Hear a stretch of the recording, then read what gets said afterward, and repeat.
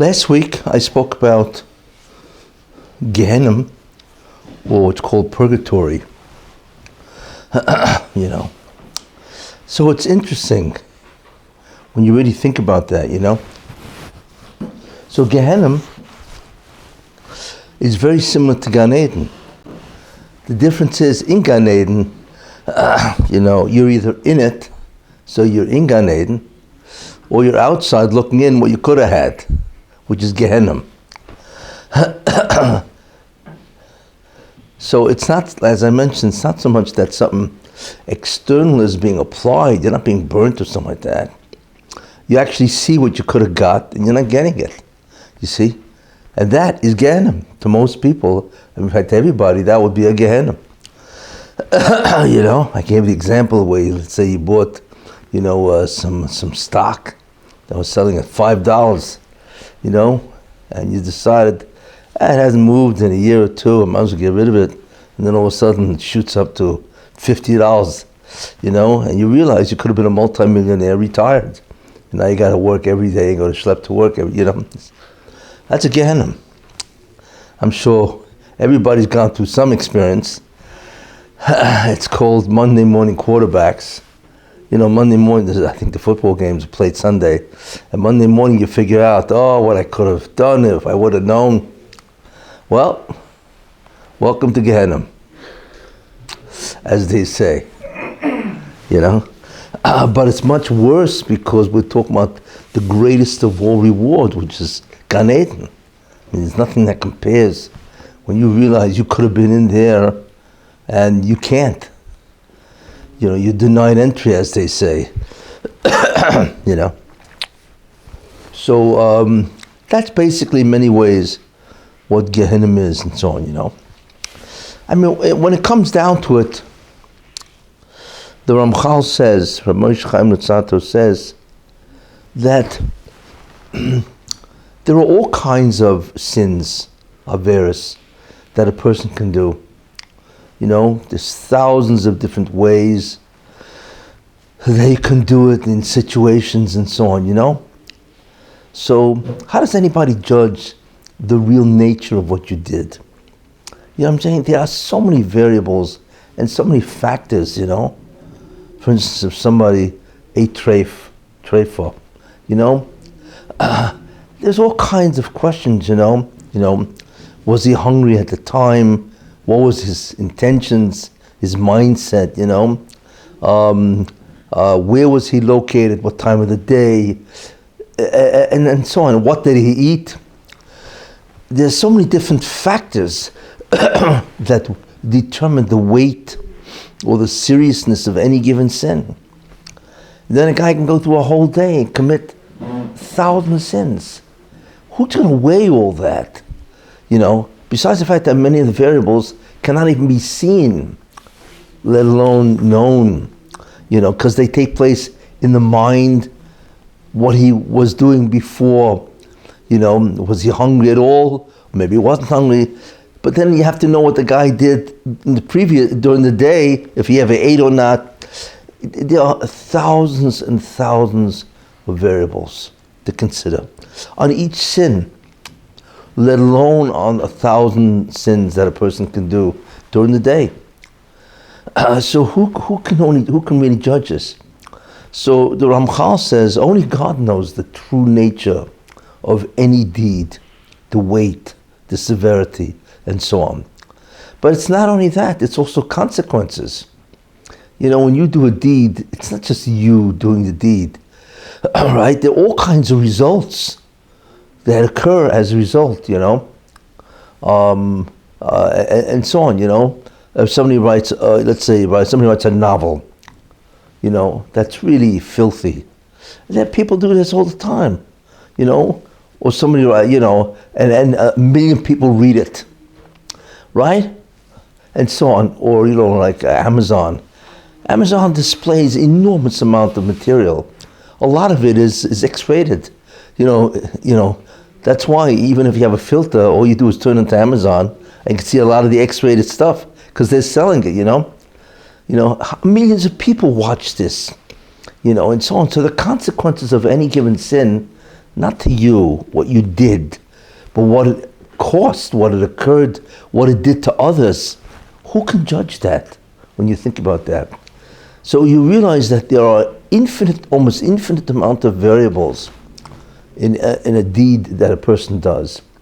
And these things can go on and on, because some guy can have read a book that you wrote or a magazine article, that was really an enormous amount of Lashon Hara, right? And then of course the guy calls up his friend, you got to check out this article, right? And then he reads it, and then on and goes viral. Who can possibly know all the people that it affected? You see, no one. Only the Rebbeinu Shem can know.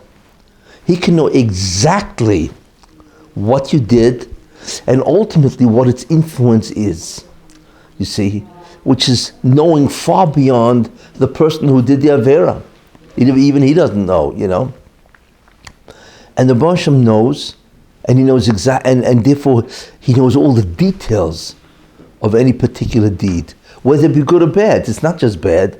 Some guy can do a good deed, you know what I'm saying? And as a result of that, it can have tremendous repercussions, For instance, a guy can give tzedakah, to some organization, and because that organization had some money, they were able to do good to a guy, and since he felt better that day, he was able to do good to another guy. You see, where does it stop? It doesn't. It goes on and on. You should know. And also what's important to know is the Rebbeinu Shem considers any micro detail as part of what you did. It's not like he's looking for the gross stuff. No. Any detail that's a micro detail that you wouldn't even think about is considered as part of the deed. You see. So the Rebbeinu Shem knows that, every detail and so on, and he judges it exactly and precisely. That's an important idea. And the truth is, there is no being that knows, really. There is no being, I don't care, malachim, it doesn't make a difference, that is capable of knowing with such unbelievable precision the weight of any given mitzvah, any given deed. That's a very important idea.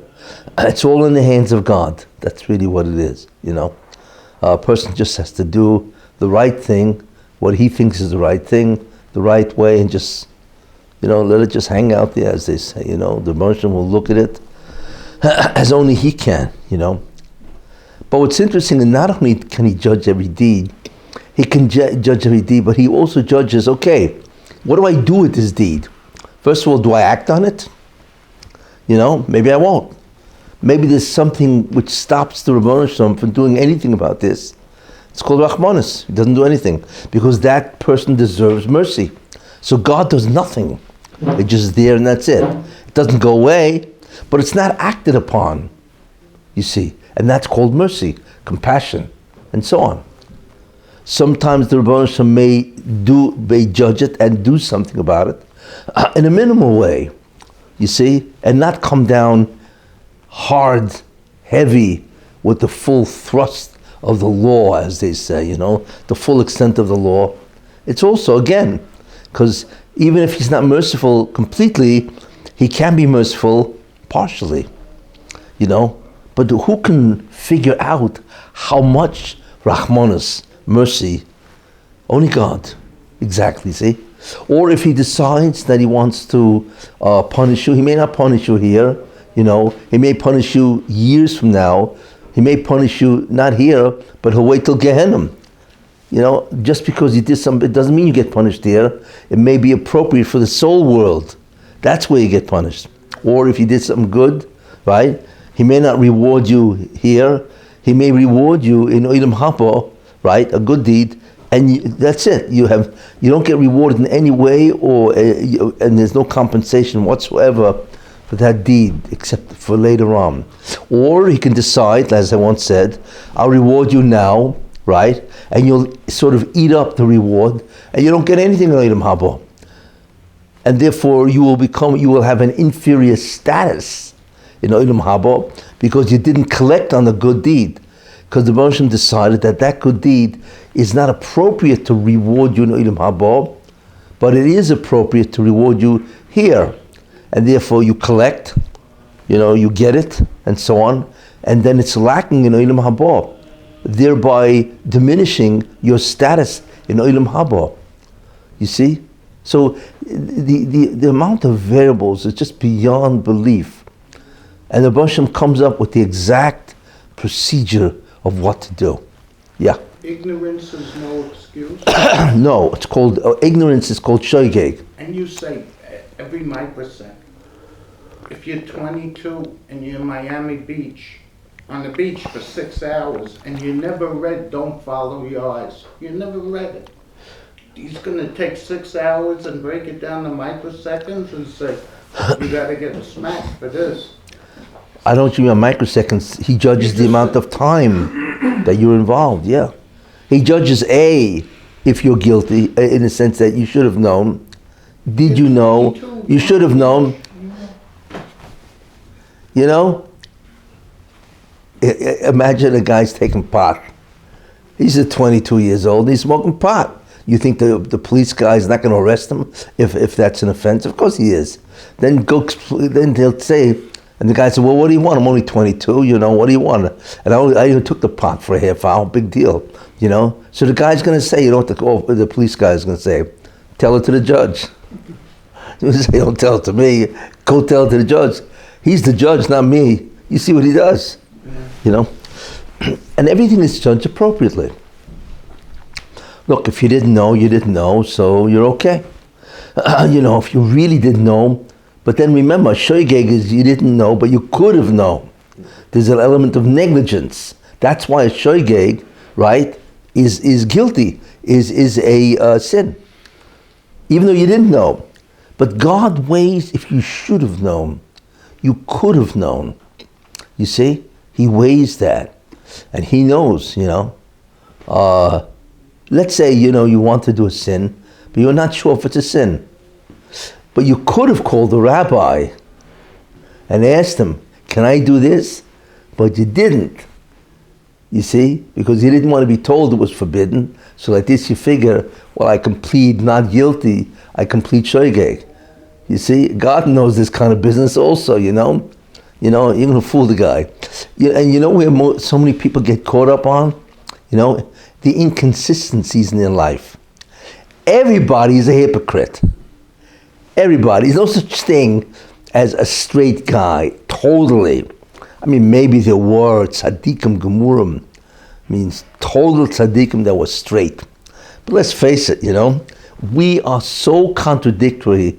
In one thing, what are you going to say to God? Well, I didn't know. So God says, that's interesting, you didn't know. It sure looks like over here you did know. You know what I'm saying? And he demonstrates. Remember, God's got your film of life. You know what I'm saying? And he's got the recorder, and at any given time, it's beautiful, the football games, I think they have a thing called replay, right? They can replay anything instantly. The old days where you really weren't sure, and the what do you call it, the referee had to guess, doesn't exist anymore. They just play the replay and you see exactly what you did. You see, God has replay. He can play back what you did, and you say, that's interesting, you deny doing this. Well, this sure looks like you on the video, right? What are you going to say? You see, you cannot argue, really. You cannot fool, I should say, an omniscient being, a being that knows everything. You can't. I mean, what God knows is he knows where every electron is at any given instant of time, where in the atom it is. Well, how do you play around with a God like that, right? If that's what he knows, then what chance do you have? As they say. Your chance of lying and fooling that being is a snowball's chance in Gehenna to survive, right? What chance does a snowball have in Gehenna to survive? Same idea, see? And we all get caught in our inconsistencies, where we fool ourselves. And that's what God says. Hey, what do you mean you held this way? I'll show you over here where you didn't kneel this way. So make up your mind. So obviously you're guilty, You can't get around that. This is the idea, I think in the end you're better off saying, if you're going to sin, right? Don't fool yourself. Because you can't fool God. So why are you fooling yourself? You see? So the best thing in a certain way sense is, you're about to sin, right? So you look up and say, God, I'm going to do it. I'm going to do an avera. I'm going to do something against your will. But, I can't resist the Yetzer Hara. I'm sorry. I would rather not do it, but I can't resist the Satan, the Yetzer Hara. You see? But I know I'm going to sin, and I'm going to get pleasure out of the sin. Because I really cannot, right now I just don't have the energy to resist the Yetzer Hara. I'm sorry. That's tshuva. Believe it or not. God enjoys an honest guy much more than he enjoys a fraud or a faker, And God says, okay, because when you say I'm going to sin, I wish I could fight the Yetzer Hara, the evil inclination, and not sin. That's called charata. That's called charata. Really, on a certain level, that's regret. And regret, even though you did the sin, already is in your favor for what's called a mitigation of punishment. Because you realize, God is not an all or nothing being. He will take into account any type of, of hesitation, regret. He'll take that into account, even though you go and do the sin. Because in the end, that's what God wants, Look, the Hashem is not a fool, chas v'shalom. He knows we all sin. Not only we sin, we do it all the time, and we do it with gusto, and so on. He knows that, But what he wants is some type of regret, something, where you don't fool yourself. And therefore that opens the door for mercy. You see? You have to remember the Hashem is a very kind being. He doesn't want to come down with a hammer blow, So he's looking for anything that he could be a Meilitz Yosha. Meilitz Yosha means a good advocate for you. Very important to know that. We're not looking here. Many religions look at God as a vengeful, merciless being. Unfortunately, I remember that Christianity has that view, and that's why he had to send his son to die on the cross. But God was vengeful and not merciful, hard as a rock to please. Yeah, this is what they think. So therefore he had to send his son in order to make up for the guy. Like he was better than his old man, as they say, But this is absolute nonsense. You cannot understand the infinite Rahmanas of the Rebbeinu Shalom. You can't. And because it is infinite, therefore give him something to hang his coat on, as they say. You know what I'm saying? Do something. Like I say, even if you're about to do the chit, say it. I'm going to sin. I wish I didn't sin. I wish I had the fortitude not to. And that itself is some type of argument for some type of mercy. You see? It's an important idea to know. I think most people sin out of ignorance. The what? I think they sin out of ignorance. There's 613 mitzvahs. Do you know anybody that knows all 613 that could tell you I know all of them? Yeah. What? Yeah, I know people who know all 613. You shocked? There are people that know 613, but so what? But each one, they're complicated. You take one mitzvah, it could get very You're right. involved. And God takes that into account. You're right. He takes that into account. You take Hilchas Brachas. You know how complicated Brachas is? Which one do I eat first, second, third, fourth, right? And then you have many dishes are now combo dishes. They're combinations. Sushi. So, sushi, yeah. Do I make the bracha on the rice? Do I make it on the fish?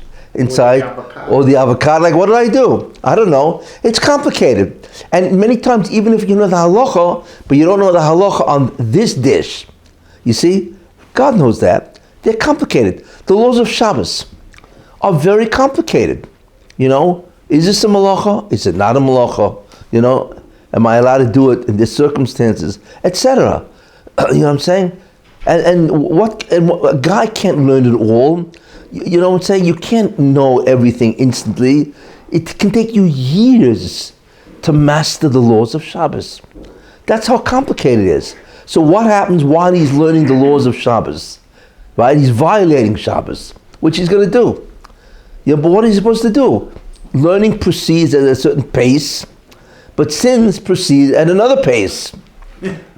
You see, you know what I'm saying? So obviously they're not going to match up, you know, but the Hashem takes that into account. Listen, you know.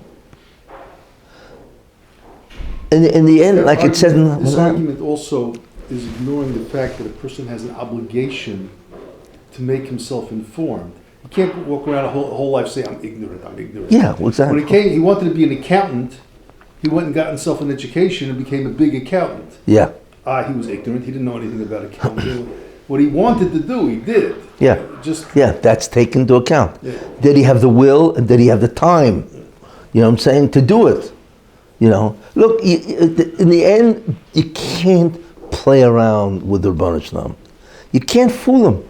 It's that simple, you know. And if you're in the right, then he's merciful. You know, he's not looking out to get you. As he says, I don't want the death of the Russia.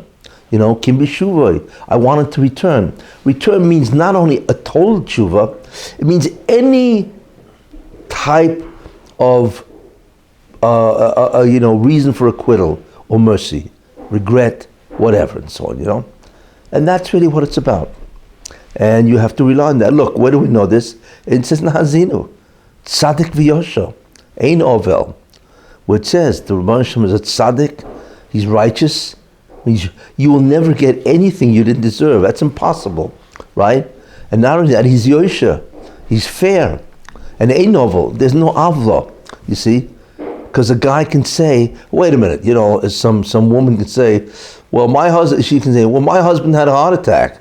You know what I'm saying? And that's why I went out and I sinned, you know? God took that into account. That's the circumstances that led you to do a sin. That's all part of the Judgement. You see? And he's the one setting up those circumstances. Yes. He's putting you in a situation to see what you're going to do. Correct. Yes. We have no idea how infinite the cheshbonos, the reckonings, the calculations are. Many times a guy, listen to this, many times a guy, right? Let's say he's wealthy, right? And all of a sudden he did something that deserves for him to be poor, right? And he's got money in the market, the stock market, right? So the Rebbeinu Shalom can fool him. He'll invest in a stock, right? And bam, there goes his money, right? But he won't do it. Why? Because the kid that the guy has deserves to be wealthy. You see? So he won't do it to the father. We're going to talk about that, you know, later on. Ramchal goes that. In other words, before the Rebbeinu Shalom can punish somebody, he's got to check it out that it meets the requirements of justice to everybody that can be affected. You imagine that? He can't even do it to you. Whereas in American court, you're guilty, you're out of here. You know, you go to prison. They don't care your kids are going to be without a father, right? For years. I mean, we have all the classic cases of, you know, unfortunately, now thank God, Rubashkin. He was in jail for what, 8-9 years? His family suffered terribly, you know?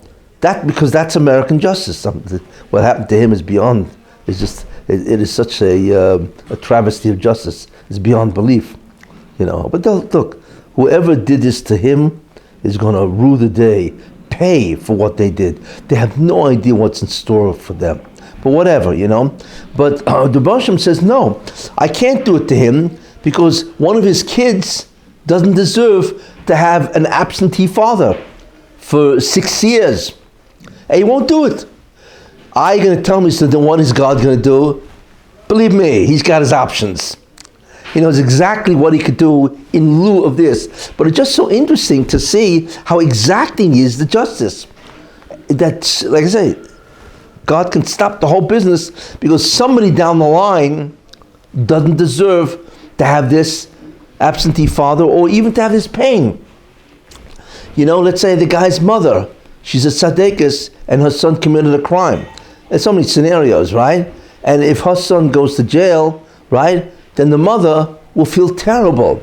Well, guess what? She's judged that she doesn't deserve to have this pain. You see? And no one, so the Muslim doesn't. So in some way, you know, that person will be punished, whatever, without giving pain. In other words, there are so many things that can stop the judgment because it has to be justice to every single person concerned. I always marvel at this, which is one of the greatest, judgments of all. 747. How many people does it seat? 550? Right? Everybody on that plane was chayav misa. You see? Or else it couldn't have gone down. If there was one guy in that plane that did not deserve to die, the plane doesn't go down. But only one guy, right? Out of 550 or whatever, right? But that's incredible. Why? Imagine a plane goes down. I mean, we hear that, unfortunately, many times and so, right? Imagine, the incredible thing is, how did the Ribbono Shel Olam get everybody who is chayav misa, right, to go on that plane, leaving at that time to that particular destination? You have an idea how it is to arrange 550 people, all chayav misa, right? And each one has a different reason why he's on the plane. You know, he's going to see his mother-in-law, he's going to see his ex-wife or his ex-kids. Everybody's got a different reason. And they're all chayav misa. How did the Ribbono Shel Olam arrange that they're all on that plane? It's incredible. It boggles the mind how the Ribbono Shel Olam can arrange it. Yet we know that if there's somebody on that plane that does not deserve to die, guess what? He misses the plane. And it's happened. You know how many times you hear that story? You know, all of a sudden the taxi came late, or the taxi was stuck in traffic, and the guy missed the plane, right? And all of a sudden he finds out that the plane went down and everybody was lost. And it's like, wow, you know? It's not an accident. You know, obviously what the Ribbono Shel Olam said is, listen, this plane's got to go down. But I can't bring it down because you don't deserve to be on that plane, right? So here's what I'm going to do. I'm going to stop you from getting on a plane. And he does. Could you imagine? And this is only one plane with 550 people. And how many planes take off every day? 10,000? 20,000? Thousands every day take off. You know? How did the Ribbono Shel Olam do it? Astounding. You gotta be superhuman. No. You don't say even a superhuman can't do this. You're looking at an infinite mind. You know how many details the God's got to have in his mind while he's pulling this off? Forget about it, you know. Like, for instance, now they have the California fires, right? It's the worst fires in history. You think about it, right? Yeah, but wait a minute. If there was somebody in Northern California that didn't deserve his house to be burnt out, right? Either it means the fires won't start, or the fires will go around his house. Well, they had the yeshiva of Greater Los Angeles. I heard something like that. What happened? They had a map in the paper where the yeshiva was in a certain town, and the fire had a wall basically like this. Through the town? Yeah, but all of a sudden the fire went like that. Around the yeshiva. Yeah, it went around the yeshiva. One garbage can caught an ember and burned. But otherwise there's like a slice of pie cut out from the path. Astounding. In the paper, you say this Shabbos. Yeah. For the story that the taxi that he was going to had two flat tires. He fixed it, he went more, he had another flat tire, and the plane went down. The plane went down. How many times the taxi had Two flat tires. There's not even odds for that. Even a bookie won't give you odds for that, right? They bring down the stream of Goyim. He asked by Who? Goyim. You know Goyim? Vilna going, yeah. Asked the Yitzhak Muhammad, where they send the chassan back. So they asked, what's the difference? Why does the chassan have to go back? If it's bashert that he should live, so he'll live on the front line also. Right? And if it's bashert he should die, so the Goyen answered, because there's mazel of proti, mazel of klol. He could be the wrong person at the right time and fall into the mazel of kloli. If Klal Yisrael is supposed to have a defeat in battle, and he's there, he could become a statistic in that defeat. Yeah, because there's a kitrug. Because if you're in a place of sakana, even though you're not supposed to be brought up for judgment, but the mere fact that you're in that place. Can't that happen on a plane also? That not everybody is. It could, yeah. You can't figure it out. Yeah, we can figure it out. I mean, it's just like I said, it's just incredible. I remember there's a picture. There's a moshav in Eretz Yisrael called Kaimamius, it's Rabbi Mendel, and they have observed, Shemitah for years, So there was once, and there's a picture of this, an aerial picture, and there was once a locust swarm. Locusts, trillions of locusts settle on down, and then they lift up, and there's actually no vegetation whatsoever. It's astounding to watch, It's astounding to watch, right? So there was once a locust swarm. It's very interesting what locusts can do, They actually change physiologically and become... A locust is a grasshopper, but they change physically, and the wind carries them over the Mediterranean. It's astounding what they have, these swarms, But they went over Eretz Yisrael, and they settled down, right? And it was astounding. They took an aerial picture where the moshav of Konamias, they took a picture. It was completely saturated with locusts, except the entire moshav was clear of locusts. Clear. There wasn't one locust in the whole place, because they say the mitzvah Shemitah protected them, Again, they don't deserve to have the locusts. What do you mean? Why did the locusts settle on their property? I mean, the locusts don't know anything about Shemitah. Yeah. You know what I'm saying? When was the last time a locust went to yeshiva? You know what I'm saying? So how did they know? But that already looking at hashgacha in the floor, unbelievable hashgacha, you see. But it happens. The reason why it happens because justice is done, true justice. That's why. And if somebody doesn't deserve, it just doesn't happen. And it could protect an entire plane because one guy doesn't deserve to die that way. It's astounding how meticulous and how exacting justice is done with the Rebbeinu Shalom. So these are very important because they just show how much almost infinite complexity of justice, because you're looking at many beings, societies, countries, they have millions of people. So how do you avoid doing to A, when it's really B, and so on and so forth? It's astounding. And we see it happening, But anyway, it's part of the hashgacha of mishpat, or justice, and so on, Now, if a person does sin, he cannot get olim haba. Once you sin, you cannot get olim haba unless you erase that sin. It must be erased. There's no such thing as a guy in olim haba that has sins. Why? You see, because you have to understand the nature of a sin. I want to explain it a little. The nature of an avera, right? When a person does an avera, what happens? So there's a concept called a klipa.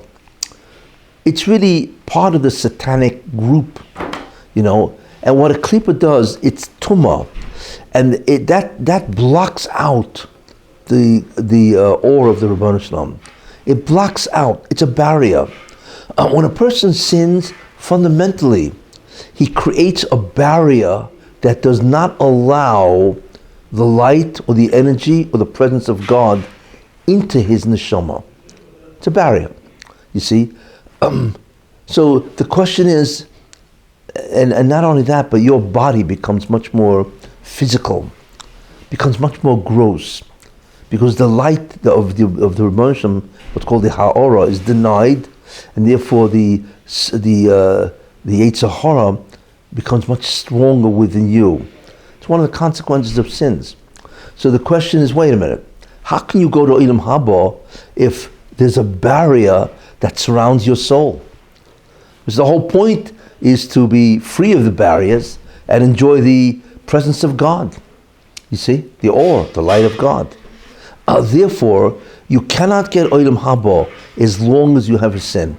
That's the rule. It's never violated. You see? Therefore, this creates the incredible necessity to remove the barrier. And there's only two ways to do it. Either you do tshuva, real tshuva, and the barrier is then removed, or Yisurin. The Rebbe Hashem created Yisurin to remove the barriers. You see? And I mentioned how it works. Yisurin does two things.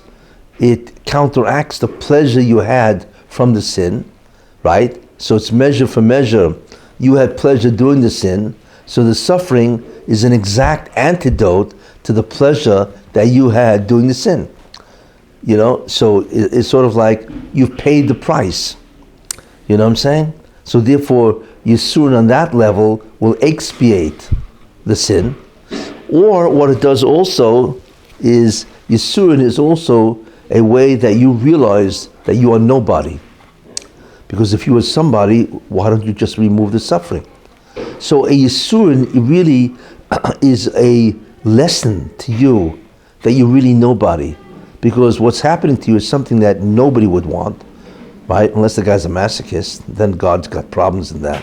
You know, on the contrary, the guy's going to say, well, why don't you just bring it on? I'm going to have great kicks out of this, you know?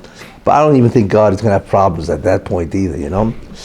But, so Yisurin is a way where a guy realizes that he's a nobody, you see? So on both counts, he realized that he is nobody, and that's half the battle won, to realize that God is everything. And the second thing, it is an antidote to the pleasure that you had for the sin, and you've paid the price for the pleasure that you had for the sin.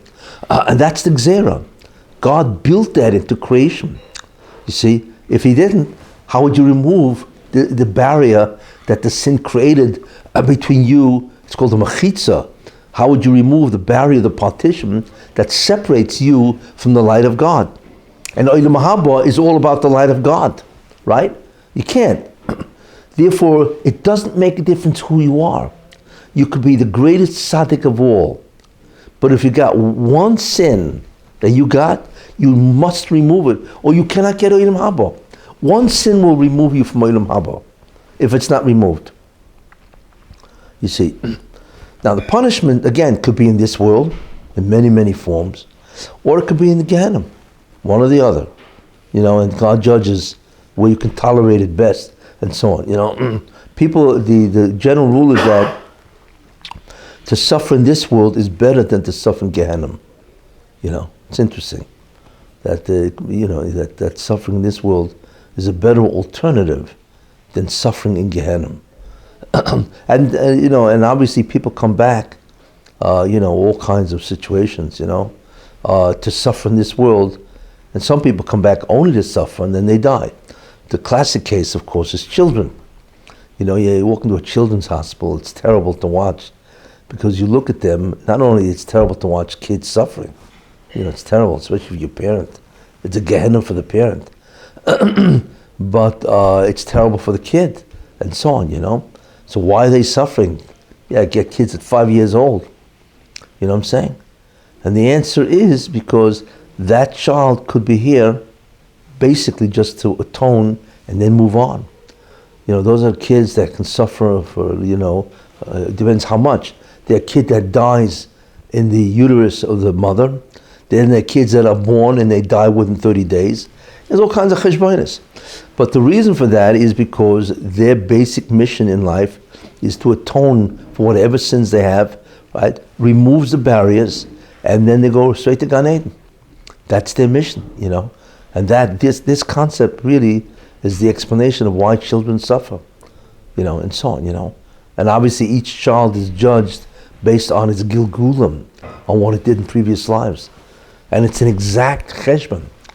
There are many, many stories, and so on, about situations, where people had to come back basically to atone for what they did, and then they just go to Gan Eden and thank God it's over for them, and so on. So this is the idea. The rule, as I said, you cannot go to Olam Haba even if you have one sin.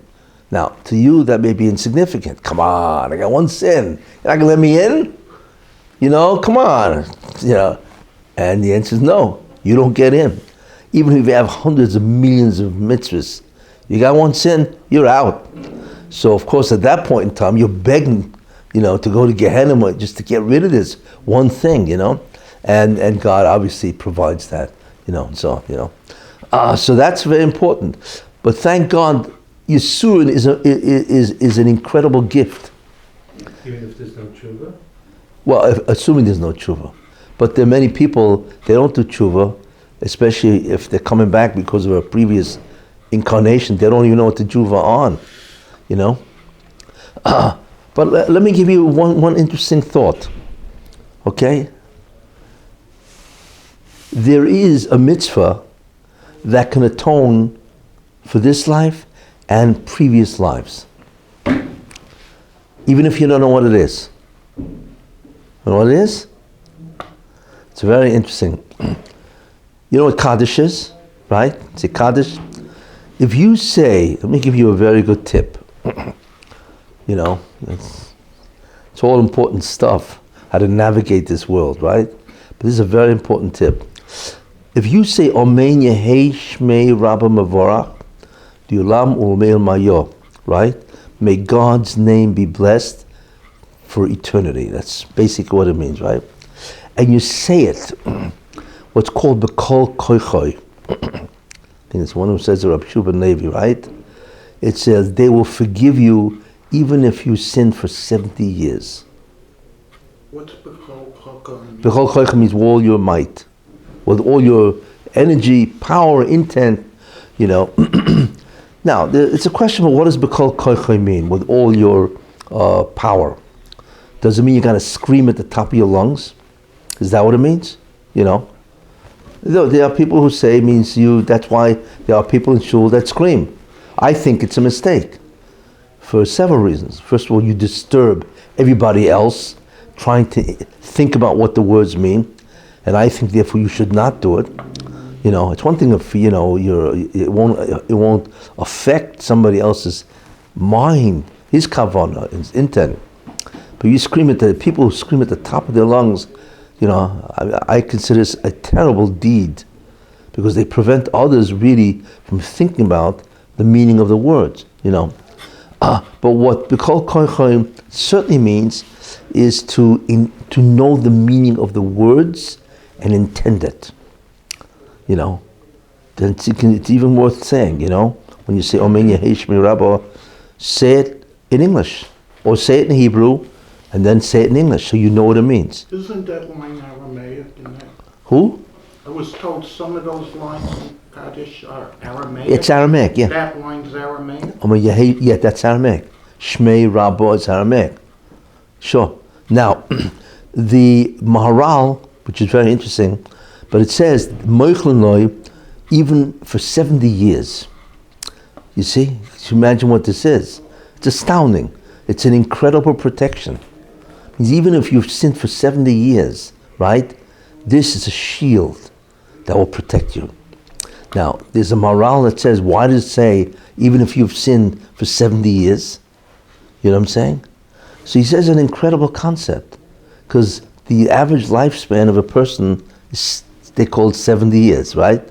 So in other words, even if you've sinned, for 70 years, it will protect you. But what he says, it will protect you not only for 70 years, for the whole lifespan, but it will protect you for all lifespans before. That's how powerful that is. So you can imagine a guy's got many lifespans of sinning, and he says, Omen Yehei Shmei Rabba, with tremendous intent, focus, and mind. that is an incredible way to protect yourself against harm, suffering, right? Even if you deserve it. You know. Those last 3 words, they're repeated 3 times. Li'olam u'lamei mayo. And it doesn't have the vav in it. I always wondered why. Okay, I'm not going into the grammar or the composition of that. I'm just going into the fact that this is an incredible way of helping yourself guard against punishment.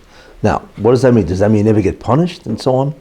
Because the mitzvah of declaring God's name, great name, should be blessed for all eternity, is so great that the merit of that will erase sins. You see, it's really, in a certain sense, it's tshuva, it's repentance, you know. But this is one of the ways, you know, it's good to know that if you do that, it will protect you an enormous amount of times. Anyway, in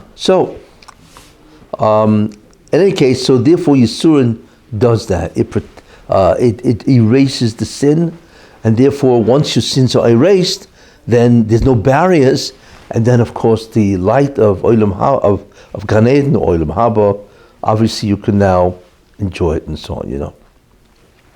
Now, what's important is there's 2 ideas. One is you must remove the barriers, or else you cannot get into Olam Haba, you know, because Olam Haba is a perfect place where you have a perfect experience, you see. However, what's also important is that no 2 people will have the same type of Olam Haba. It's what's called precision tailoring. You get exactly what you earned. Exactly. Not more and not less. This is called din, judgment or justice, you see?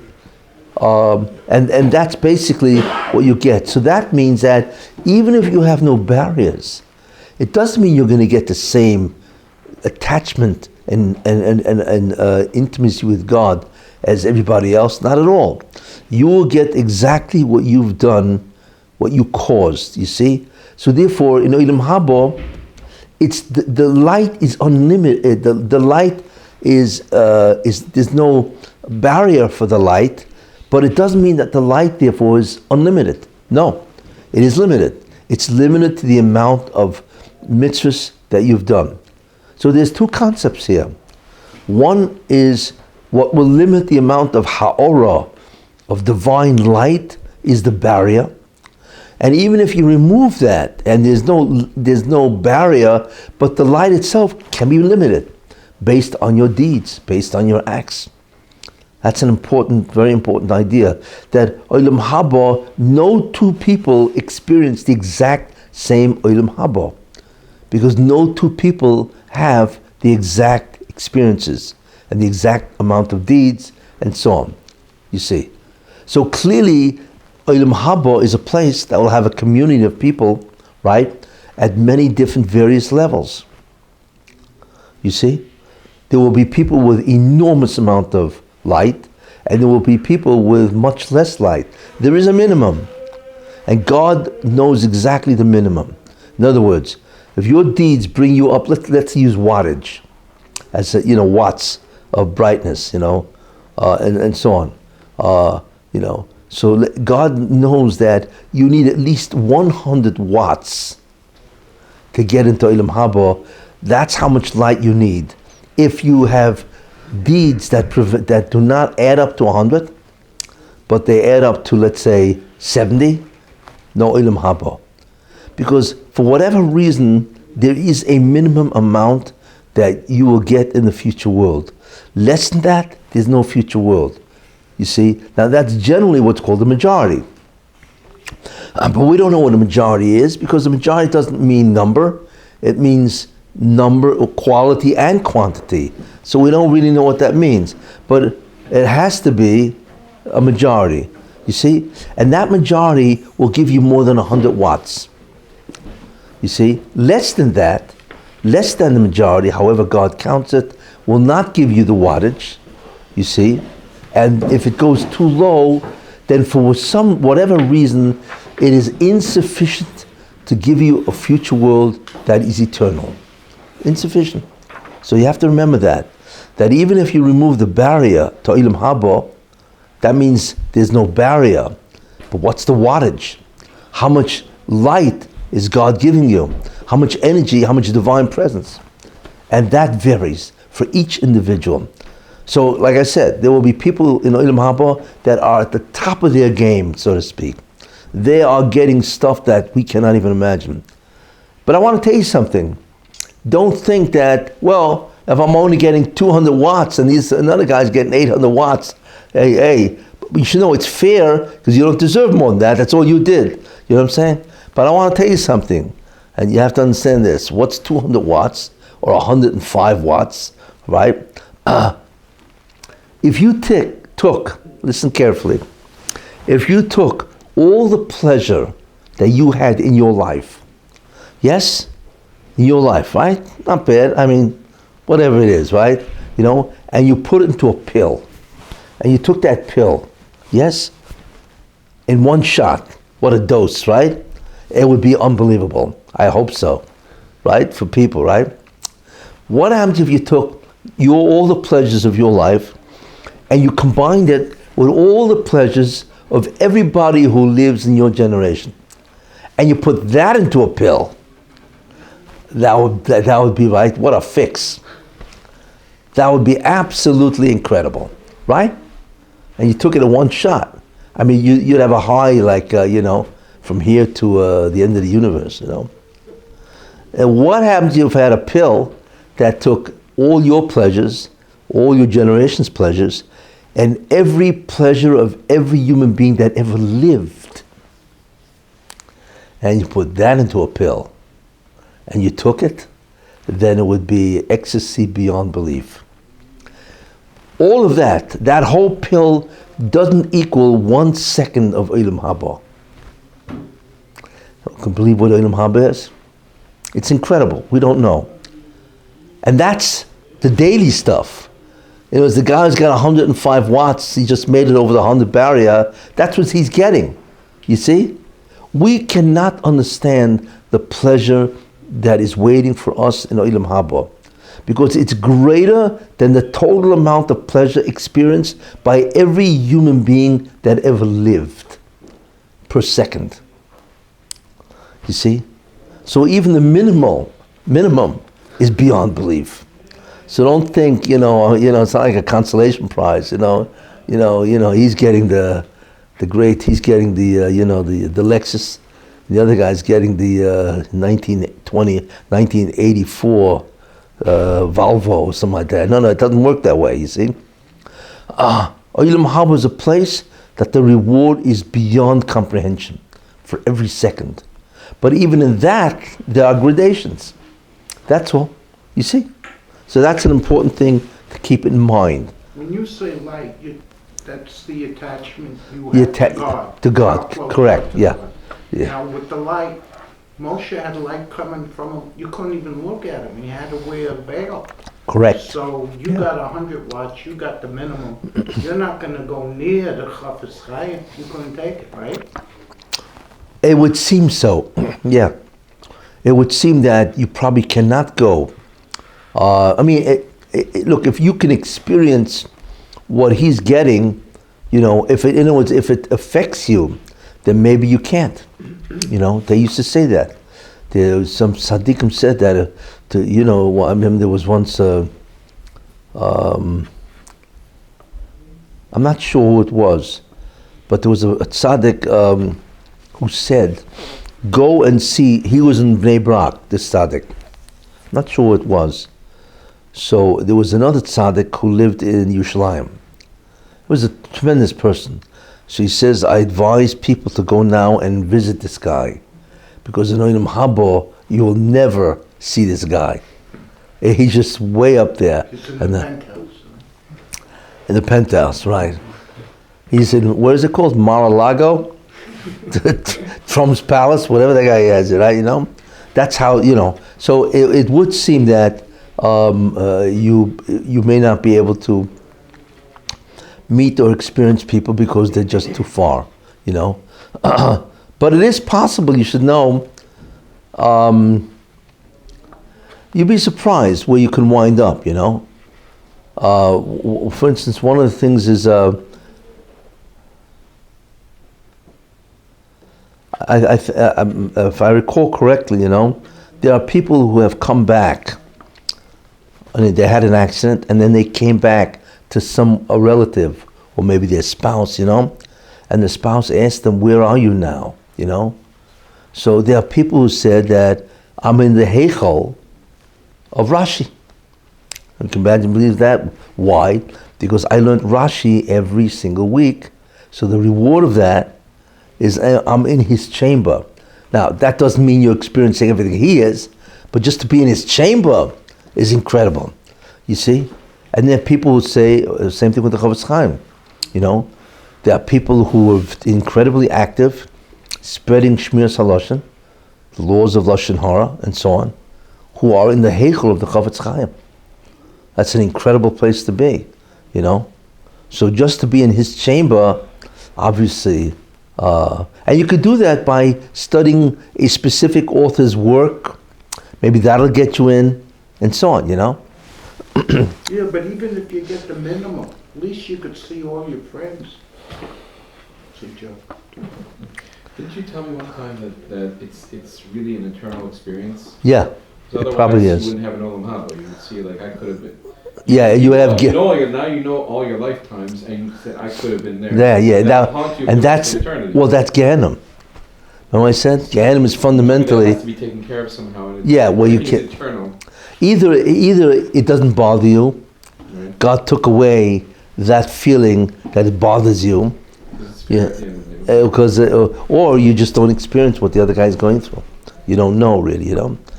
But obviously it can't be that, or else how could you get Olam Haba? It's a Gehenna. It's an eternal Gehenna. You know, that doesn't make any sense, you know. But like I said, you know, there is a limit, there is a threshold to get into Olam Haba, and number one. And number two, each person varies of their Olam Haba. You see, I always say that one of the best things to do is you can do mitzvahs by yourself, but grab a mitzvah where you have others doing mitzvahs too. That's a tremendous merit, where you have other people doing mitzvahs. You know, if you influence people to do mitzvahs, then you collect from everybody else. Those type of mitzvahs are the greatest payment you can get. So that's a very important concept and so on, you know. In any case, so this is anyway the concept of a limited Olam Haba, you see.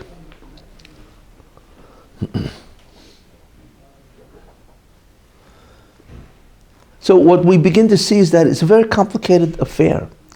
The judgment itself is very complicated, and it's filled with many, many different variations and many, many different factors and so on, you know. Like I said, you know, a person can have good deeds, and the appropriate place is not Olam Haba. So he gets it here. So like I said, it will diminish his Olam Haba. There are certain deeds like that, you know, and especially if the person has a tremendous amount of averis, sins.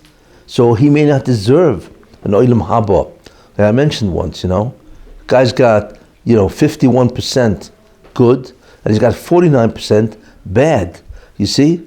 So that's a lot of bad stuff, even if the majority is good.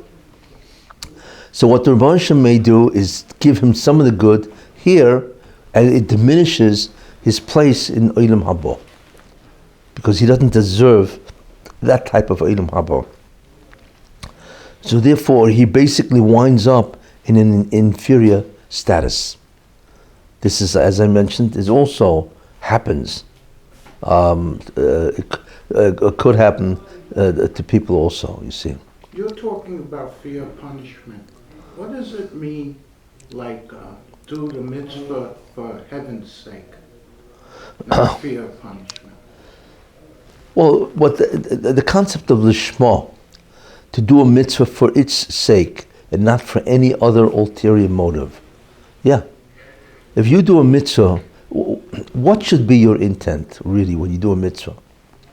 What is the greatest God's intent? will, and you got no choice. You got to do His will. Well, that's one level where you have no choice. But you don't want to do it because you have no choice. Because that indicates you don't really want to do it at all. In a certain sense, you're being intimidated, threatened to do it. That's not a very great motive and so on. The greatest thing is where you do a mitzvah purely because it's God's will and you want to do it to fulfill God's will. You don't want to do it because, He's going Fear to... of punishment. Exactly. That's right. You want to do it because God, His majesty is so great that you want to do it for that reason. That's on another level. Correct. Oh, these are levels, yeah. Fear of God, I once gave a whole shiur about what is the fear of God and what is the love of God. But fear of God, there are different fears. Yira, there's yira sachet, or yira sa'inish, I should say, is the fear that you'll be punished if you don't do God's will. So that's a motive. It's not a very high motive, but it's a motive. A second fear isn't called fear. You're so in awe of God, right, that you want to do the mitzvah because it's just incredible. The being of God is so awesome. You see, the majesty of God is so awesome that you want to do the mitzvah because you are in awe of God, But in many ways, the greatest idea of fear is you want to do His mitzvah, okay, because you're afraid that if you don't do the mitzvah, you will cause pain to God. In other words, you love God so much that you're afraid of sinning. Why? Because you don't want to pain God. That's a very high level. If you think about it, Moshe Rabbeinu, I don't know if you realize that, but the Hashem argued with him for 7 days. That encounter at the burning bush was a long encounter. The Torah is like one parak and that's it, The encounter lasted 7 days. That means he argued with God for 7 days. It's astounding. To argue with God. We're not talking here about arguing with your boss. We're talking about arguing with a being of which is incomprehensible. He did for 7 days. So the question is, how do we understand that? Is it just humility? Who am I? Which he said, Mi anochi. Who am I that I should take a task that I'm worthy to be the Redeemer? He was the Mashiach. Was that it? Was it the humility that Moshe Rabbeinu had? And is that the cause of his resistance, right? To assume the responsibility of taking the Jews out? Some people would learn that. That was the humility. Because there's something here that doesn't add up. How can you argue with God for 7 days? Like, how do you even do that? You know what I'm saying? Well, whatever Moshe Rabbeinu was experiencing must have been incredibly intense. Think about that. But what I see is that what Moshe Rabbeinu's problem was this. This is why I learned it. Because you need to find some type of an answer that satisfies. Why would somebody argue with God for 7 days? You know what I'm saying? I mean, you could say, who am I, right, that you give me this mission? What do you mean, who are you? Obviously, God is choosing you, so God thinks you're appropriate. So what are you talking about? Who am I? You know what I mean? You're right, you're nobody. But God is choosing you. So He, of all beings, of anybody, knows who you are. And clearly, if He's asking you to do it, you're the right guy. It's like, so what's the problem here? You know what I'm saying? So I don't really buy the reason in terms of humility. I think it's because it's very hard to be a messenger of God. Why? Because could you imagine while you're doing this mission, you had the wrong thought? Well, maybe I'll make some money out of this. You know what I'm saying? Like this, the Egyptians would be so frightened, they'll pay me cash, the old bribe, not to bring the makas, the plagues. Charging for exit visas out of Egypt. Yeah, exactly. Who knows? Maybe you can charge the Jews for a head tax to leave. You pay me, I get you out. When they bring the Mexicans into the United States, they take a fortune, and then they leave them out in the desert to die. No, I'm joking around, but but I believe the reason for that, why would anybody want to be a messenger of God? It's frightening, because God knows everything you're thinking about. Yeah, that means that if you have the wrong thought, if you say the wrong thing to God, I mean, how easy is it to slip up? When you talk to your friend, you could slip up and insult him, offend him, right? How much more to God that you're talking about this type of being that you think the wrong thought, even if it's a nanosecond, or you offend them by the wrong speech. You see, that comes from the fact that Moshe Rabbeinu loved God so much that he did not want a job, because he felt it's impossible not to offend God in some way, either in thought, in action, or in deed, or in statement, speech. It's impossible. You talk to your friend, you can offend him. It's impossible for a human not to offend somebody, especially when you've taken on a mission, right, to redeem the Jews. What a mission, And Moshe Rabbeinu is always talking to God. In fact, Moshe Rabbeinu did offend God. He said, "What'd you send me for?" Remember when Pharaoh said they're lazy, and therefore they got to now go collect straw throughout the land, which means they never sleep. So Moshe Rabbeinu came running back to God and says, "What happened? What'd you do this for? And what are you sending me for if you don't want to take them out?" He got punished. Where God said, you will see what I will do to Pharaoh, but not when in Eretz Yisrael, because you ain't going into Eretz Yisrael. You see? So he did offend God. He was right, Moshe. But somebody who loves God to such an extent would be tremendously frightened to take on a mission that God wants him to take on. Because you got to offend God in something. It's impossible. And if you love a being so much, then you don't want to take it on, because you love them and you don't want to be in any type of pain or offend them or insult them in any way. To me, that makes sense why Moshe Rabbeinu was so adamantly opposed to being the Mashiach. Because he felt that in no way can he go through this type of mission for 40 years without offending God. So Moshe Rabbeinu was willing to give it up. I don't want it. It's not worth the pain that I'm going to cause you because of something I did wrong. To me, that makes sense, and it explains why Moshe Rabbeinu adamantly refused for 7 days. Could you imagine arguing with God for 7 days? People argue with their wives for 7 days. 70 years. 70 years, yeah, maybe, right? But your spouse isn't God. Sometimes maybe you think it's God. Well, I should say God is, right? But to argue with a being like the Rebbeinu Shalom is beyond belief for 7 days, and so on. But what makes sense to me is that he loved God so much that he realized it's impossible not to offend God in some manner during all the years, taking the Jews out and taking them to Eretz Yisrael, because it wasn't just taking the Jews out, it was also bringing them to Eretz Yisrael. You know what I'm saying? It's however long time it takes, that's a very difficult task and so on. And that's why he refused. So those are the 3 types of fear. Fear of punishment, fear in the sense of awe, yiras haroimus, and the last one is yira me'ava, that you love God so much that you're afraid of offending God, and therefore you do His will out of love, because that's what He wants, and you don't want to offend Him. Those are the 3 types of fear that would motivate you to do the mitzvahs, But in any case, what we realize is that judgment is really very, very complicated, and so on, and this is what transpires, In any case, okay, we'll continue.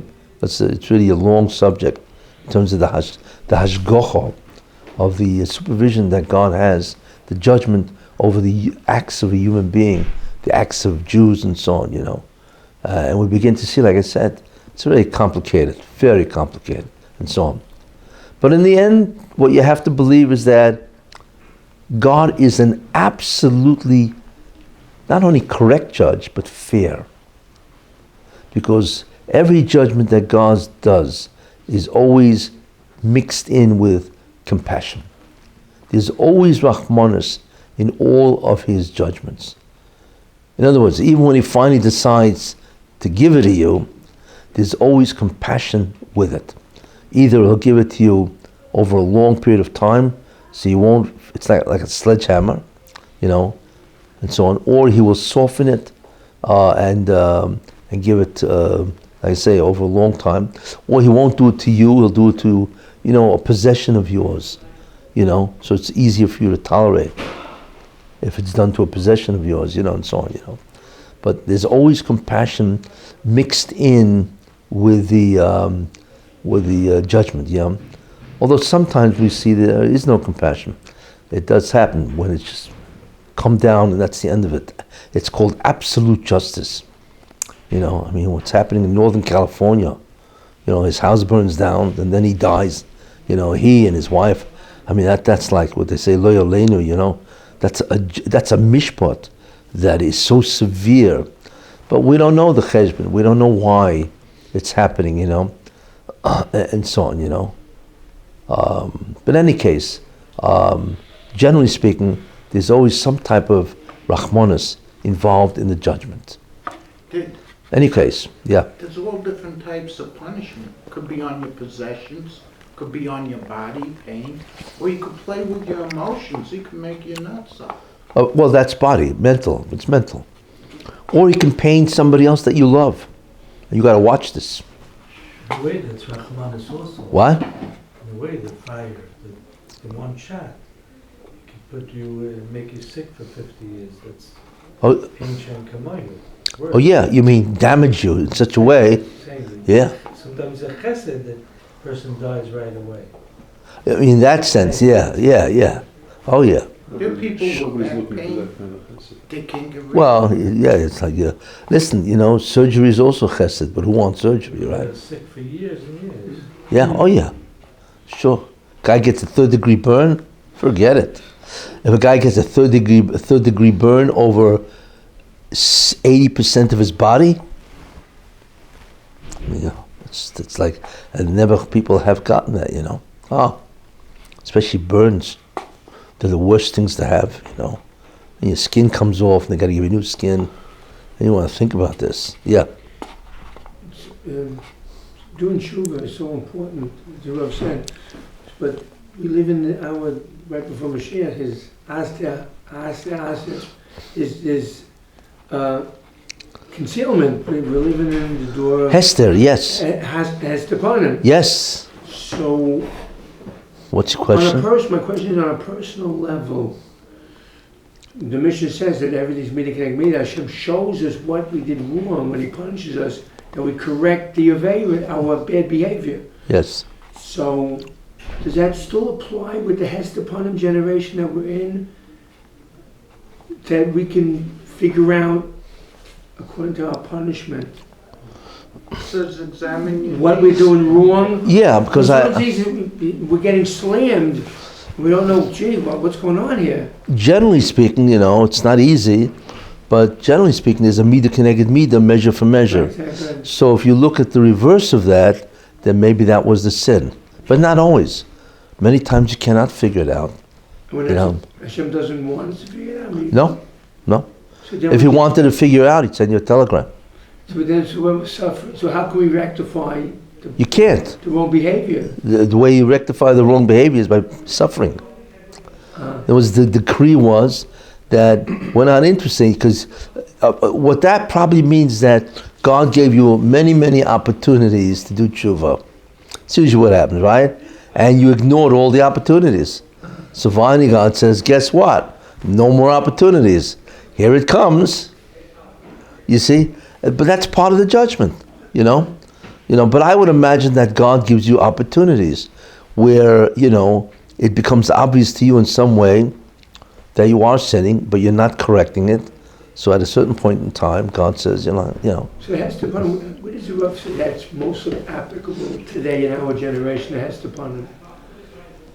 Well, the hest upon him today, most of it, is why do righteous people suffer and why do evil people succeed, prosper? That's the ancient question, but Yes? there should be more today. The hest upon him is right before It is. The Holocaust was unbelievable hest upon him, Okay, well, right?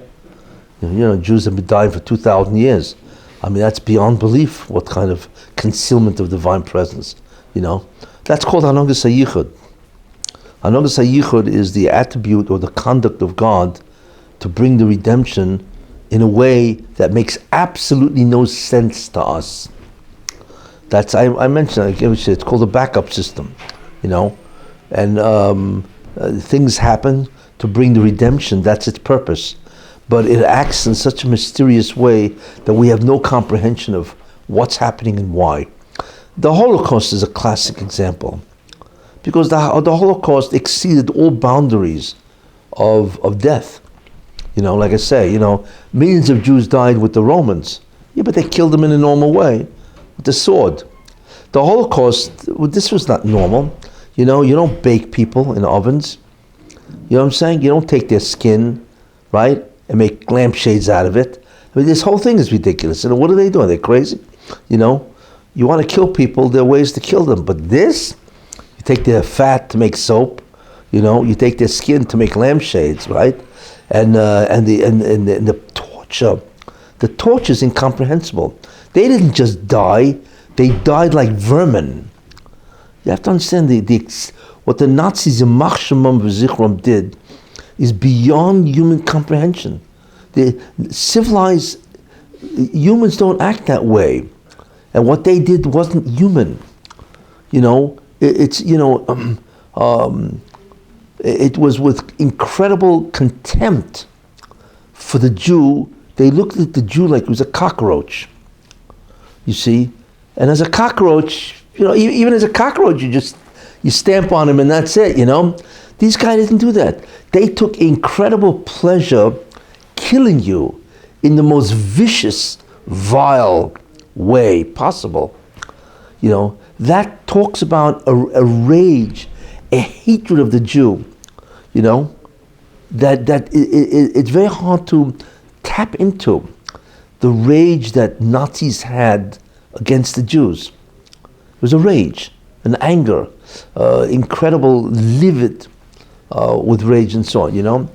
So when they killed a Jew, it was with incredible degradation and bestiality. I mean, it's beyond belief, you know. I mean, where these guys are now, you know, fortunately God knows how to compensate people for evil. He knows how to do it, you know. But where these guys are now, we cannot even imagine the suffering that Hitler Yamach. We cannot imagine his suffering. It is beyond comprehension what that guy is going through now, you know. Because of course that's what he deserved. All those Nazis guys, the SS, all these guys, their suffering is beyond comprehension. You see, their suffering equals the torture that they put. Look, we see that from Egypt. You know, God, you know, the Egyptians when they were drowning in the sea, right? God wasn't just going to drown them and finished. Oh no, what he did, it says V'nayer.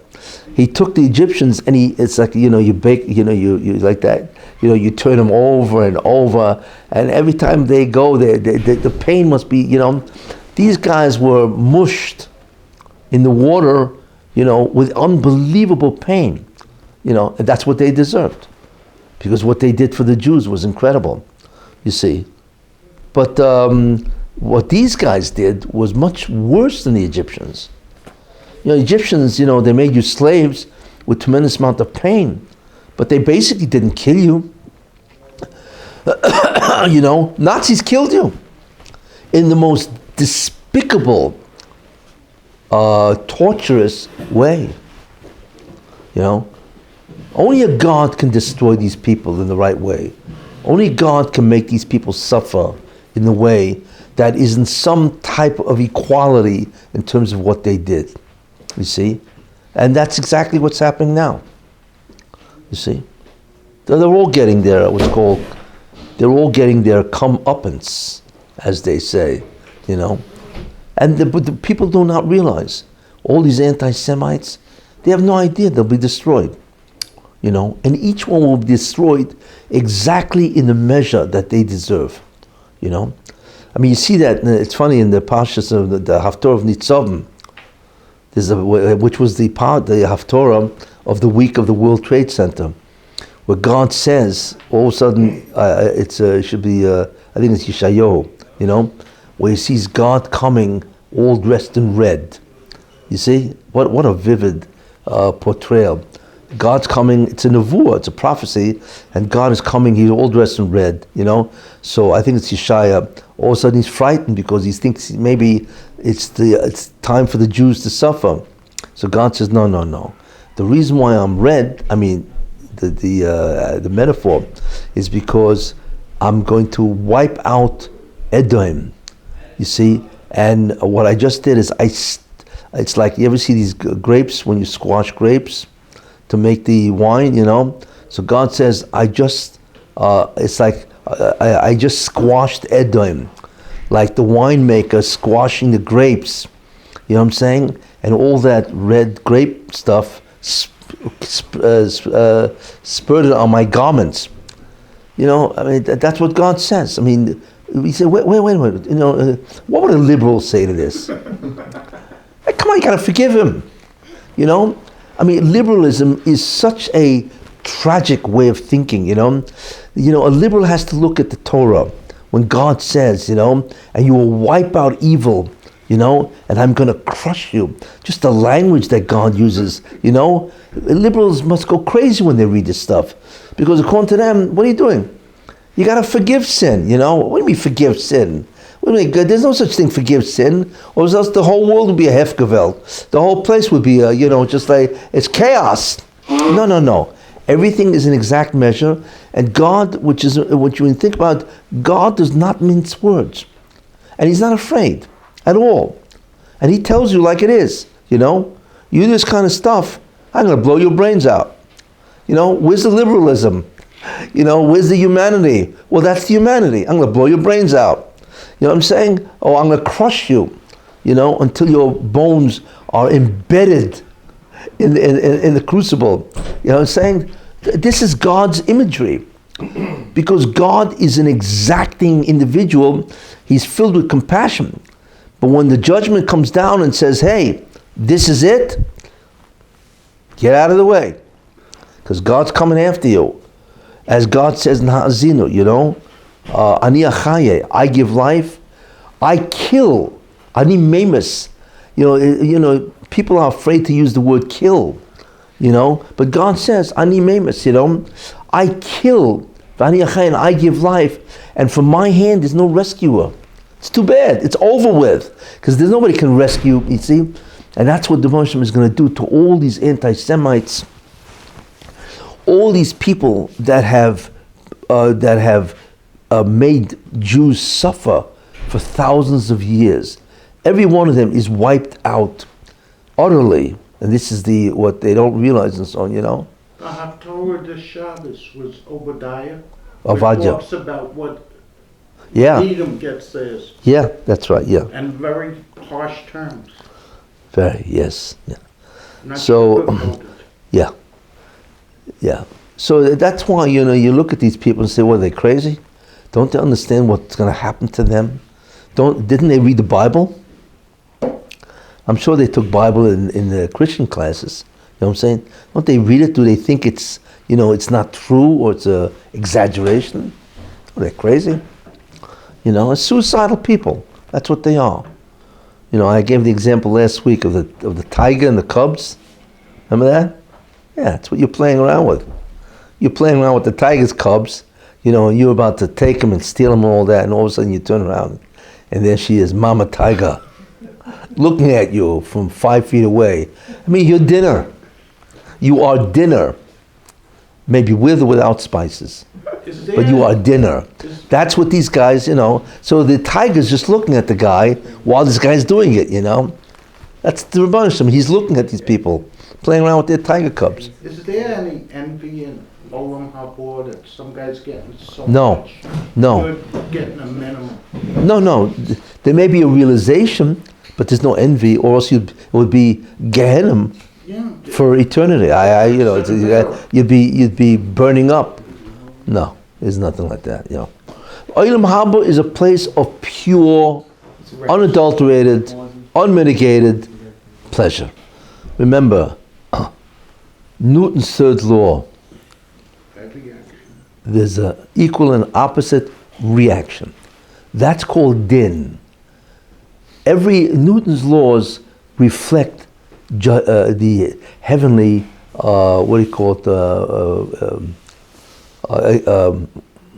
phenomena. Yeah, Newton's law is a statement in physical terms of justice. For every action, there's an equal, mida keneged mida, an opposite, suffering reaction. That's law. What you do And Newton's, is what you get. but it's equal and opposite. That's the important thing. It's not, well, I do A with a value of 20, and then what happens is a value of 6. No. It's equal and exactly the opposite. It's absolute justice. That's Newton's third law. You see?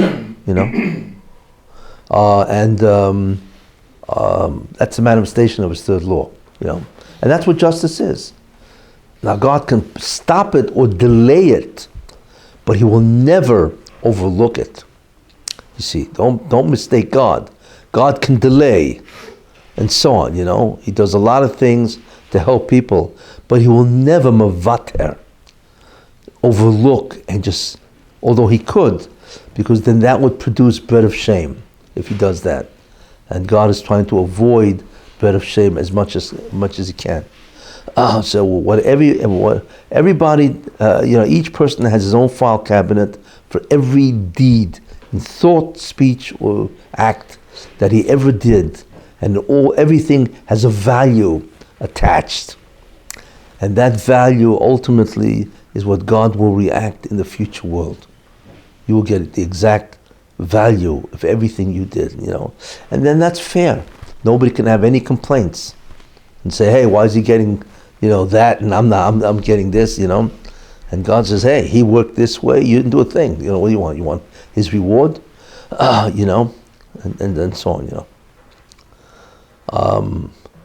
The question it was an interesting question, is that what happens if a guy says to God, you're right, I don't deserve anything, and so on and so forth. And the reason why you're not going to give me anything, because if that way I'll get bread of shame. But I'll tell you something, I'll live with it. Maybe you give me the bread, at least I'll live, I'm alive, right?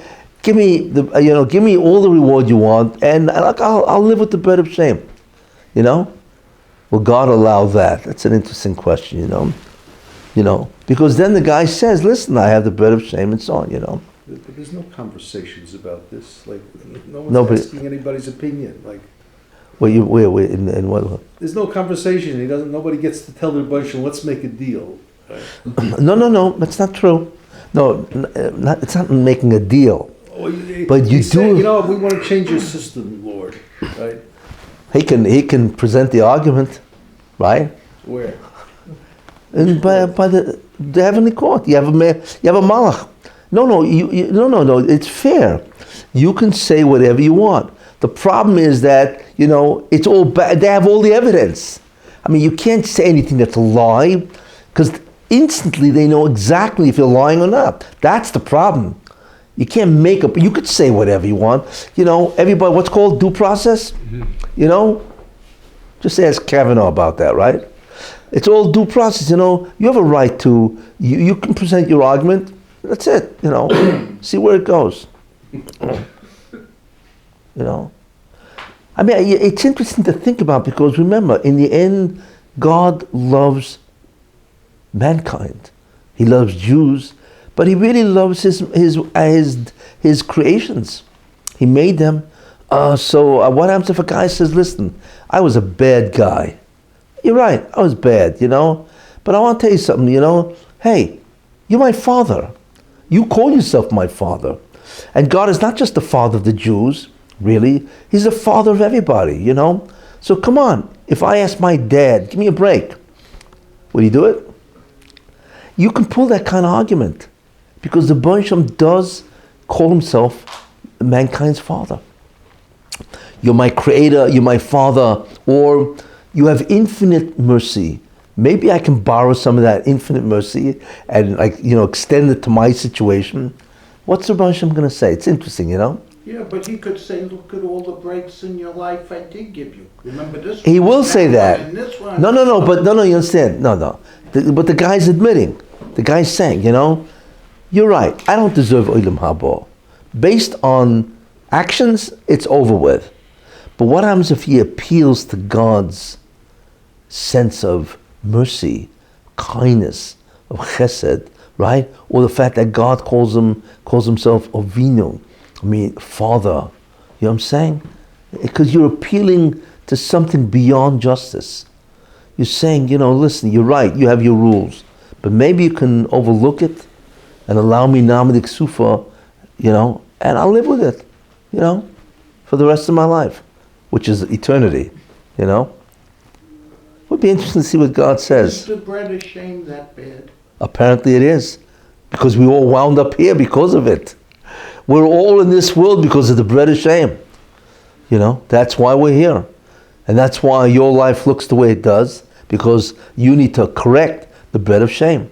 So you can have a positive, pleasurable experience without the bread of shame. That's the whole point, The question is there room for a deviation or an exception to the bread of shame? Why do I say that? Because the Ramchal says that Malachim experienced Namadik Sufa. Angels. They have Namadik Sufa. Because they're privy to God's presence, right? They're feeling it. They're in His presence. But wait a minute, they didn't do anything to earn this. Yeah, but they're staff. Staff, as they say. Privileges. But it's still Namadik Sufa. You're right, it's staff. But so what? They're getting the great. So a guy can say, listen, so make me an angel. Even though I'm not an angel, but let me be part of your staff. What I'm trying to show is that the concept of strict tikkun without Namadik Sufa already has been violated. So we're no longer looking at a purist creation. It's been violated, So maybe you put me into the deal. Every child takes from his parents. And he feels like he has it coming. No bread of shame. Your parents provide everything: food, clothes, this, that. No, that's a child. Well, I got it coming. Now you're talking about Namadik Sufa, yeah. But a child is a child, and a child knows that you gave birth to me, so do me a favor. You got to take care of me. Means you have an obligation. It's the family unit. Yeah. Hey, you gave birth to me. Do me a favor. You got to raise me too. It's when the guy becomes an adult. You see, angels are adults. There's no such thing as a baby angel, even though every mother thinks her baby is an angel. You know what I'm saying? There's no such thing as a baby angel. I'm just saying. So the Ramchal says that Malachim in Adam Amorim have Namadik Sufa because they didn't earn. They're experiencing incredible joy, right? Ecstasy. They didn't do anything for this. So if they can tolerate, a guy can say, hey, I'm no angel, but make me an angel. It should be interesting. I don't know if anybody talks about this. I'm just mentioning it as fascinating ideas. Does the Baruch Hashem overlook anybody? You have to remember one thing. The Baruch Hashem mankind has something going for it. You don't realize that. I wouldn't say God has a weakness, because it's not true, The Baruch Hashem has no weakness. The Baruch Hashem has a will, rotzen. That's how He goes. So you have to appeal to His rotzen. You're my Father. You have infinite mercy. And the last thing you want to see is me is to be obliterated. I mean, you're not comfortable with that. You know what I'm saying? So do me a favor, make me a malach or something like that. You see, interesting thought. Nobody would ever want to do tshuva shlema. Well, that's part of the problem. If a guy realized, It was in the back of his mind, he could always rely on that. you're right. There's no tshuva shlema. Yeah, you're right. That's really true. That would be a great argument to escape this type of punishment. You're right in that sense, There's a difference. God calls us his children, but the Goyim knows it's his creations. Does he ever... Maisi Yoda, he calls them Maisi Yoda. Children, right? Maisi Yoda means the actions of my hand. Means these are my creations. In other words, I gave existence to these guys. But clearly the fact that he was killing the Egyptians did disturb him, because he told the angels, stop singing. Clearly you see that there was something that God did not like about what he was doing. You know what I'm saying? So maybe you can appeal to that. Look, we don't really know, it's unknown, but it would be an interesting idea, in terms of, and so, I mean, God could say to a guy, remember, don't make this mistake. This guy's going to pay for his sins. We're not talking about getting a free deal where you don't even pay for your sins. You see, that's unfair. Hey, you were terrible. You want to get scot-free from this? No. So the guy says, okay, give me Gehenna. Let me work off all the bad, right? But after the bad, don't annihilate me. See, that's a different argument. Don't annihilate me. You see what I'm saying? Because you're my father, I'm your creation, and you have infinite chesed and rachmanis. So the argument is not to remove Gehenna, it's to remove ibud or annihilation. So maybe that's a softer sell. You hear the word? It's different. Moses What? saying annihilate me, but He never said annihilate me. No, He didn't say that. Wipe me out of my book. That means annihilate me. No, I mean Wipe just, me out of your book. which means forget my mission. Just forget my mission. That doesn't mean I'll come back as somebody else, a regular guy. Oh, it was. No. Why would he bother me annihilated? For what? Because he was trying to defend the Jews. No, so get me out of my mission. That's all. Put me somewhere else. Make me the CEO of Amazon. No, nobody wants to get annihilated. What's the sense in that? So that's interesting. That you don't. It's an argument to preserve your existence. It's not an argument, right, to remove Gehenna. No, that cannot be an argument. Does this argument actually work? It appears not. It appears not, but I really wonder. I'll ask him for you. Because like I said, no, you don't want to ask God because you don't want a meeting with him. Because the meeting with him implies it's over for you. You got time. You'll meet him someday. You got time for that, right? Don't rush into those meetings, It's like it's like God says, you're complaining all the time, Obviously I got to answer your complaint. Guess what? You're coming up. All right? You don't want that. But I want to tell you something, but there apparently is that type of tendency, because God does feel, if you want to use that word, for his creations. He loves the Jewish people, but really in the end, he does love mankind. It's his works. And God does not want to destroy anybody. So in a certain sense, that makes him vulnerable, because in that sense, because he does love, But this whole parak is the opposite direction. You're right. Have it both ways. No. Exactly. No. This is to get It's all Olam Haba. theoretical with that source. No. The source says the opposite. No. Why? Because this whole parak is about Olam Haba without Namdik Sufa. I'm not talking about this Olam Haba without Namdik Sufa. I'm talking about Olam Haba with Namdik Sufa, like Malachim. You see? That's a different area. Now, what's the difference between Namdik Sufa, right, Olam Haba with or without? We don't know. But clearly it was sufficient where God said, you need to correct this bread of shame business, right? But the question is there an Olam Haba with Naaman Ksufa? Because that principle has already been demonstrated based on Malachim. That's all. And it's not to remove Gehenna, remember. It's to get you not annihilated. It's different, So I don't know if there is such a, a judicial argument. Yeah, it's a different parak. Maybe the Ramchal wrote about it somewhere else, but it's not here, that's for sure. Right? What does it mean when it's about Eliyahu and Navi and the people that were turning to Malachim? Yeah. They actually turned to Malachim, or? Yeah. They assumed. So they lost the Olam Haba essentially? No. They assumed angelic presence. Olam Haba doesn't exist now. I understand that. So What's their status? Upgrade. Is it an upgrade? Yeah, probably is an upgrade. Yeah, they became malachim, which means They're more ruchim.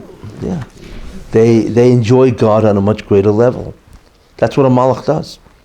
But, We don't, but you know. they're still destined not to have Naman Ksufa as opposed to other Malachim. A what? As opposed to the Malachim, they don't have Naman Ksufa. No, they don't, because they lived Worked it here. off. They worked it off, exactly. So you have malachim with Naaman Ksufa, malachim without Naaman Ksufa. You see, we have people without Naaman Ksufa. The question is, can you have people with Naaman Ksufa? You know, it would be interesting. That you're describing by Malachim is not addressing the fact that Malachim don't get Olam Haba.